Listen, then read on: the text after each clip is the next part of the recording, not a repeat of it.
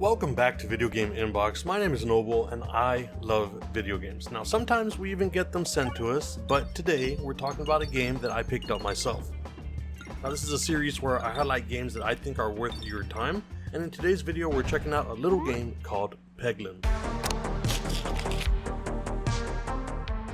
Now I've always wanted to make a video for this game. I've actually had it for a long time over on Steam, and this is one of those games that's so good, at least in my opinion, that I now own it everywhere. So Peglin just dropped on Xbox for the very first time, and I picked it up with my own monies. The game is published by Blitworks Games and developed by Red Nexus Games. Now if you do plan on picking it up on Xbox, it'll set you back $20 as well as on Steam. And I think you can start it for free on your mobile devices and then pay for the game after the first world, but I don't remember how much it was on Android. So go and give it a shot. Now as I mentioned though, I do own this game on Steam, Android and Xbox now, and the game is pretty simple to understand, though getting to know what everything does will take a few playthroughs for you to get used to. Now as you all can see, this is a pachinko-like game, kind of similar to Peggle, although this goes much deeper with all the balls that you can collect and what they do to enemies, and you in some cases. Now at the very start of the game you get to choose your character, though you will start off as Peglin. Other characters can be unlocked as you play through the game.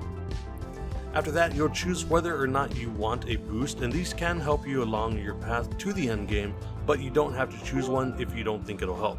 After that you will see your stage and the branching paths that you'll take to make it to the boss, and then immediately after that your gameplay begins. So the very first thing that I recommend is speeding up the game. Peglin is a very slow game to start off with, but luckily they have a fast forward ×2 feature. On the Xbox controller, all you have to do is click your select button and you'll be all good. This is the way that I think the game should be played. The other way is just much too slow. Now on the top portion of your screen is the battle area, and this is where you can see yourself as well as the enemies fixing to attack you. It's your job to take them all out and survive till you make it to the boss. Now each enemy has their own health, their own skills, and their own attacks that you will learn as you play your way through the game. Now over on the bottom portion of the screen is your playfield, and this is divided into 3 sections. On the left you'll have your balls and their effects. Each ball can be upgraded up to 3 times, and this will make it stronger. Just make sure that you read the description for each one of them, as some of them will cost you some health in order for you to use. Over on the right side you have enemy info for enemies who are not yet on screen, and this will let you know who's coming next as well as how many enemies you have left before the level ends. And then of course in the center you have your pachinko area. This is where you aim your balls and let them loose onto the playfield. Now most pegs will do some amount of damage to enemies, but they also have other traits. You have things like coins that can be earned so that you can use the money to upgrade your balls, go and buy things in the shop, or get more health after a battle. You also have bombs, which are bombs, and they do more damage to multiple enemies. And then you've got your green and your yellow pegs. Now these are going to be the important ones. Your green pegs will reload the board so that you have pegs to hit in order to do more damage to the enemies. And then your yellow pegs are sort of a power-up. They allow you to hit harder, and for some balls make them much stronger during your attack.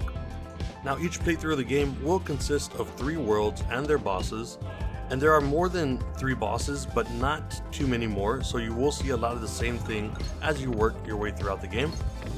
And to me personally, this is just one of those games that I don't know if I'll ever finish. I don't actually know if there's an end to this game, but it is pretty much a roguelite, and I own way too many of these sorts of games. But I still have really enjoyed this game, and I hope you guys will give it a look for yourself.